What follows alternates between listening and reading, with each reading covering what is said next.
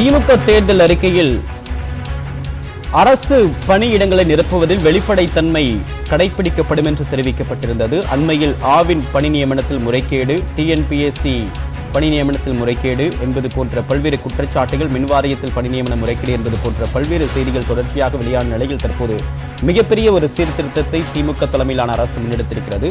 இது தொடர்பான மேற்கொள்ளப்பட்டிருக்கூடிய சீர்திருத்தம் தொடர்பான கூடுதல் தகவலுடன் இணைகிறார் நம்முடைய சிறப்பு செய்தியாளர் அபிநயா. விவரம் என்ன? தேவப்பிரியன், பழனிவேல் தியாகராஜன் சட்டப்பேரவையில் தாக்கல் செய்த அந்த மசோதாவில் குறிப்பிடப்பட்டிருக்கக்கூடிய விஷயங்கள் என்னவென்றால், அரசுக்கு சொந்தமான பொதுத்துறை நிறுவனங்கள், அரசு கழகங்கள், சட்டப்பூர்வமான வாரியங்கள் மற்றும் மாநில அரசின் கட்டுப்பாட்டின் கீழ் வரும் அதிகார அமைப்புகளில் உள்ள பணியிடங்களுக்கான ஆட்சேர்க்கை பணிகள் இனி தமிழ்நாடு அரசு பணியாளர் தேர்வாணையத்திடம் ஒப்படைக்கப்படும் என்று அந்த மசோதாவில் தெரிவிக்கப்பட்டிருக்கிறது. முதலில் இந்த மசோதா தாக்கல் செய்யப்பட்ட போது அது என்னென்ன கழகங்கள், எந்த நிறுவனங்களுடைய ஆட்சேர்ப்பு பணிகள் TNPSC மேற்கொள்ளும் என்பதில் தெளிவு கிடைக்காமல் இருந்தது.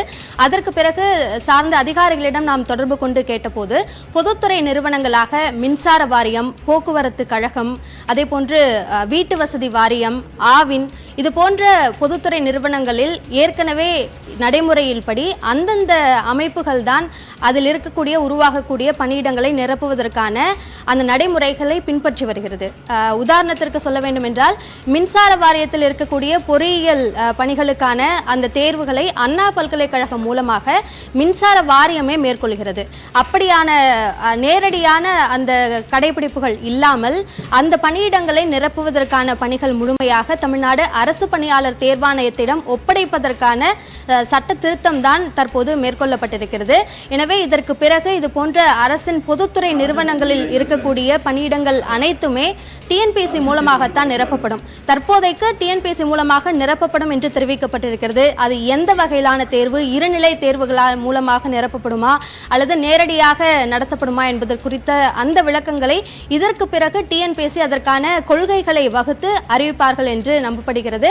ஆனால் இந்த மாற்றம் என்பது மிகப்பெரிய ஒரு தேவையாக பார்க்கப்படுகிறது. ஏனெனில் இதற்கு முன்பு இருந்த காலகட்டத்தில் நேரடியாக அந்த பணி நியமனங்கள் நடக்கும்போது பல்வேறு ஊழல் குற்றச்சாட்டுகள் முன்வைக்கப்படுகின்றன.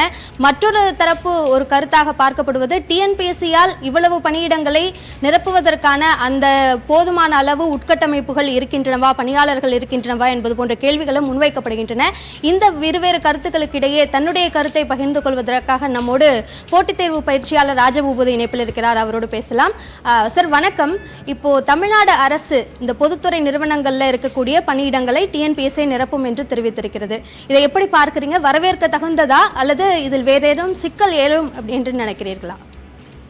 வணக்கம். இது வரவேற்க தகுந்ததுதான். ஏற்கனவே இந்த பொதுத்துறை நிறுவனங்கள் மற்றும் வாரியங்கள் அவங்கவுங்க அந்த தேர்வு வச்சு எடுத்துக்கிட்டு இருந்தாங்க. அதுல நிறைய முறைகேடுகள் வந்ததை நம்ம பாக்குறோம். அது ஆவினா இருக்கட்டும் அல்லது இது போக்குவரத்து துறையா இருக்கட்டும். அதுக்கப்புறம் TNEB பாத்தீங்கன்னா பல வருடங்களாக தேர்வர்கள் மன உளைச்சலுக்கு ஆக்கிட்டு இருந்தாங்க. இந்த நோட்டிபிகேஷன் கிட்டத்தட்ட ஒரு 3 வருடங்கள் 4 வருடங்கள் ஆயிடுச்சு. அதுக்கப்புறம் இன்னும் தேர்வே வரல. அதே மாதிரிதான் ஏற்கனவே அரசு அறிவிச்சிருந்தாங்க. இந்த TRB பாத்தீங்க அப்படின்னா இனிமே இவங்க தான் பண்ணுவாங்க அப்படின்னு சொல்லிட்டு, அது மாதிரி TRB-லயும் இந்த மாதிரி நிறைய முறைகேடுகள் நடந்தது பாக்குறோம். இந்த TRB பாலிடெக்னிக் தேர்வுலாம் ரொம்ப பல வருடங்களாக முறைகேடு, 3 தடவை முறைகேடுகள் நடந்தது. திரும்பவும் இப்ப நடந்த பின்னாடி முறைகேடுகள் நடந்தது. சரி, இது TNPSC ஒழுங்கா பண்ணுவாங்களா அப்படிங்கிறது ஏற்கனவே நீங்க சொன்ன மாதிரி TNPSC ஓவர்லோட் அப்படிங்கிறது ஒரு விஷயம் தான். அது ஒரு கான்ஸ்டிடியூஷனல் பாடி, ஒரு தன்னாட்சி அதிகாரம் பெற்ற அமைப்பு. அவங்க நினைச்சாங்கன்னா ரொம்ப நல்லா பண்ணலாம். UPSC மாதிரியே நல்லா பண்ணலாம். அவங்களும் இந்த மாதிரி முறைகேடுகள், ஏன்னா ஏற்கனவே நமக்கு தெரியும் குரூப் 4, குரூப் 1 போன்ற தேர்வுகள்லாம் நிறைய முறைகேடுகள் இருக்கு.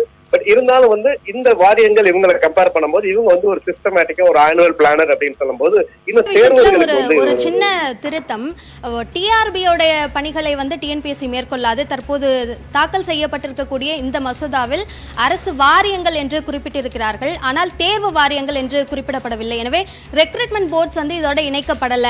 MSRB, TRB இவையெல்லாம் தற்போதைக்கு இணைக்கப்படவில்லை. ஆனால் பொதுத்துறை நிறுவனங்களாக வாரியங்களாக இருக்கக்கூடிய எலக்ட்ரிசிட்டி போர்டு, இந்த மாதிரியான வாரியங்களுடைய பணியிடங்களை தான் நிரப்பும் என்று தெரிவித்திருக்கிறார்கள். ஆனால் அதற்கான ஒரு எதிர்பார்ப்பு இருந்தாலும் தற்போதைக்கு தாக்கல் செய்யப்பட்டிருக்கக்கூடிய இந்த மசோதாவின் மூலமாக பொதுத்துறை நிறுவன வாரியங்கள் அது மட்டும்தான் மாற்றம் செய்யப்பட்டிருப்பதாக சொல்லப்பட்டிருக்கு. இது தேர்வர்களுக்கு ஒரு உண்மையிலே ஒரு நல்ல ஒரு நற்செய்தி. நிறைய தேர்வுகள் இருக்கு. நீங்க சொன்ன மாதிரி எல்லா வாரியங்களுடைய தேர்வு ஸோ இதை வந்து டிஎன்பிஎஸ்சி வந்து ஒரு ஆனுவல் பிளானர் மாதிரி போட்டு ஒரு சிஸ்டமா நீங்க சொன்ன மாதிரி அந்த எல்லாமே வந்து பாத்தீங்கன்னா இப்ப எல்லாமே மாத்திட்டு இருக்காங்க. ஒரு தேர்வு, அதாவது ஒரு சிங்கிள் ஸ்டேஜ் எக்ஸாமினேஷனா இல்ல 2 ஸ்டேஜா 3 ஸ்டேஜா, இப்ப நிறைய இதுக்கு பாத்தீங்கன்னா இன்டர்வியூ எல்லாம் தேவையில்லை அப்படின்றது நிறைய இடத்துல பாத்தீங்க அப்படின்னா நமக்கு தெரியும். இந்த இன்டர்வியூ அப்படிங்கறதுலதான் நிறைய முறைகேடுகள் நடக்கிறதாக நிறைய பேர் கம்ப்ளைண்ட் பண்ணிருக்காங்க. அதனால இப்ப பாத்தீங்கன்னா நிறைய அந்த இன்டர்வியூஸ் எல்லாமே எடுத்துட்டு அந்த மாதிரி பண்றாங்க. இப்ப சென்ட்ரல் கவர்மெண்ட் லெவல்லே பாத்தீங்கன்னா சிஎன்டி இல்ல அப்படிங்கறதுனால.